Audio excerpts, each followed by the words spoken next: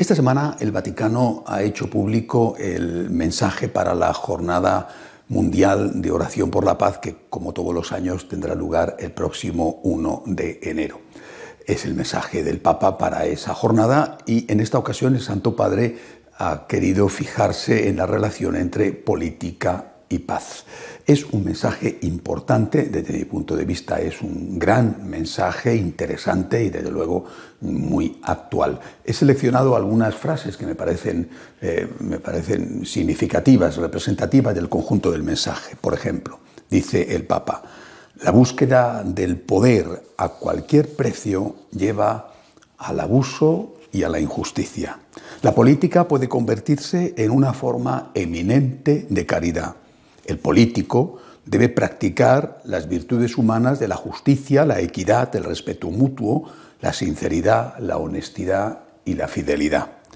La buena política está al servicio de la paz, respeta y promueve los derechos fundamentales. Bien, son algunas ideas en plano exhortativo de lo que debe de ser la política y de lo que debe de hacer un político, no solamente un político católico. Pero el Papa también señala los vicios de la política y los vicios de los políticos, por ejemplo, la corrupción, la negación del derecho, la justificación del poder mediante la fuerza, la tendencia a perpetuarse, la xenofobia, es decir, el odio al extranjero, el racismo, el odio al que es de otra raza, el rechazo al cuidado de la tierra, el desprecio a los exiliados. Recordando el centenario de la Primera Guerra Mundial, de lo que se llamó la Gran Guerra, el Papa rechaza la guerra y rechaza también lo que él dice la estrategia del miedo.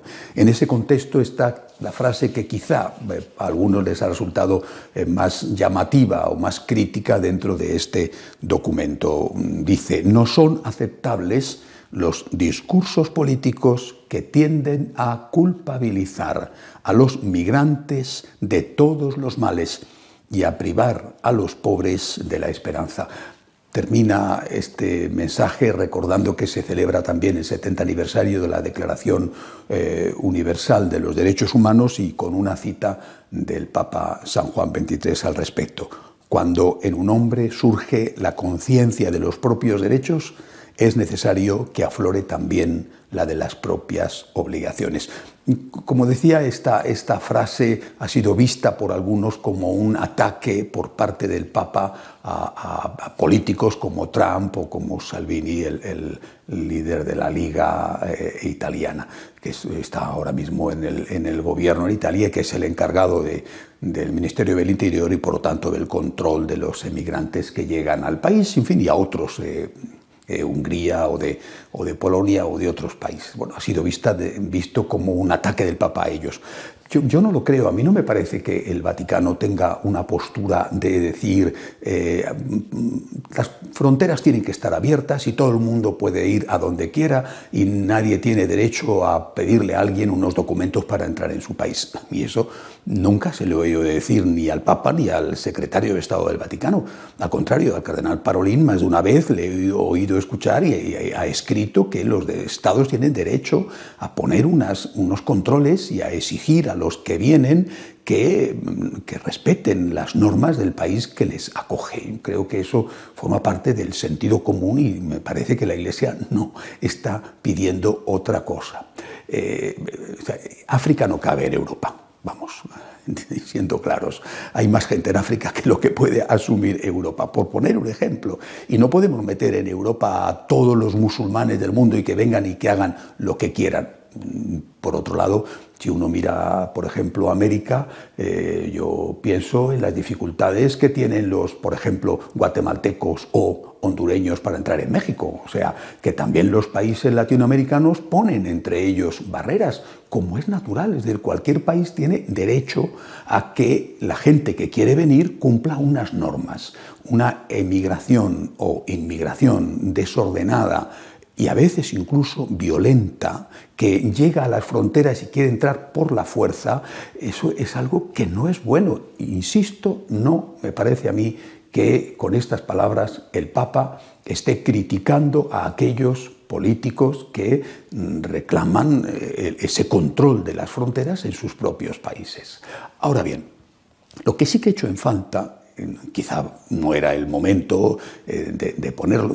El Santo Padre además tiene consejeros muy buenos, infinitamente mejores que yo, pero yo he hecho en falta que se analicen las causas.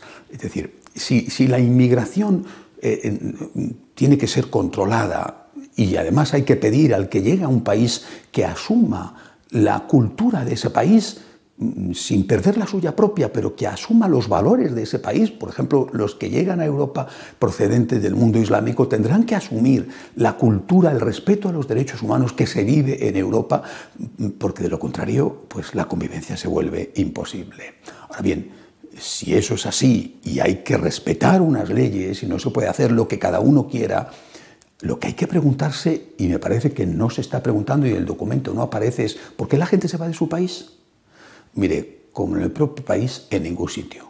Vamos a ver, ¿por qué Venezuela es el gran lugar de donde sale la gente, el éxodo más masivo que se está produciendo en las últimas décadas? ¿Por qué? ¿Por qué está en la situación de perder casi un tercio de sus habitantes? ¿Es que los venezolanos no están a gusto en su casa?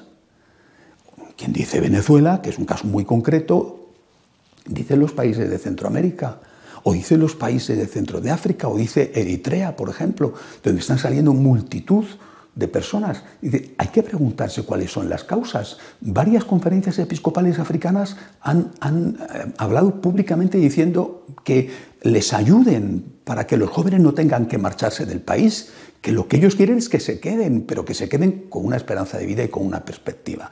Si no nos planteamos cuáles son las causas de la inmigración, podemos cometer una gravísima injusticia. Al final, el culpable es el que dice en esta casa no caben todos y hay que poner unas normas, en lugar de ser el culpable el que echa a la gente de su casa y le dice váyase usted a otro país a buscar dónde vivir. Al final el culpable es Trump o es Europa, y en lugar de ser el culpable Maduro o el dictador de turno o el tirano de turno o en África o en las maras salvadoreñas, el culpable es Estados Unidos, el culpable es Europa.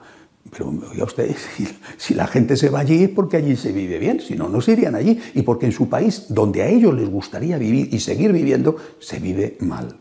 Hay que preguntarse cuáles son las causas, y esas causas son las que hay que intentar resolver, y esa tiene que ser una gran operación de política internacional que no se está haciendo. Se mira mal y se critica ferozmente y se insulta y se denigra al señor que dice aquí no cabemos todos, que es imposible, pongamos un poco de orden, mientras que no se dice ni una sola palabra y no se critica y no se ponen las cosas para que se solucionen, no se encuentran fórmulas de solución para aquellos que están causando esas migraciones masivas. ¿Consecuencia de todo esto? Pues la consecuencia es el crecimiento de esos partidos políticos que además se condenan tajantemente y se les dice que son xenófobos y racistas y se les dice que son de ultraderecha y se les dice que son todo lo que sea, pero son los que están creciendo en Europa, por ejemplo. Y son los que están creciendo ¿por qué? Porque se alimentan del rechazo creciente de la población ante una política migratoria que se está viendo desbordada por la realidad. Es decir, la mejor manera de que no crezcan los partidos radicales es aplicar una política migratoria sensata. Cuanto más gente entre, y repito, incluso a veces violentamente, más votos van a tener los partidos radicales. Me parece a mí que esto lo puede ver y entender cualquiera. Una política migratoria es imprescindible y una política migratoria caritativa. Creo que es lo que pide el Papa. El Papa no dice que tenga que entrar todo el mundo donde quiera. Dice que no se les culpe a los migrantes de todos los males, de todos. Quizá en algún caso sí, de algunos. Pero en cualquier caso, una política migratoria es imprescindible, es necesaria tenerla. Hay que ir a las causas. Repito, que la política migratoria sea caritativa es esencial, pero la primera condición de la caridad es la justicia. Lo primero que tiene que cumplirse es la justicia para después ir más allá de la justicia y terminar con la caridad. Hasta la semana que viene, si Dios quiere.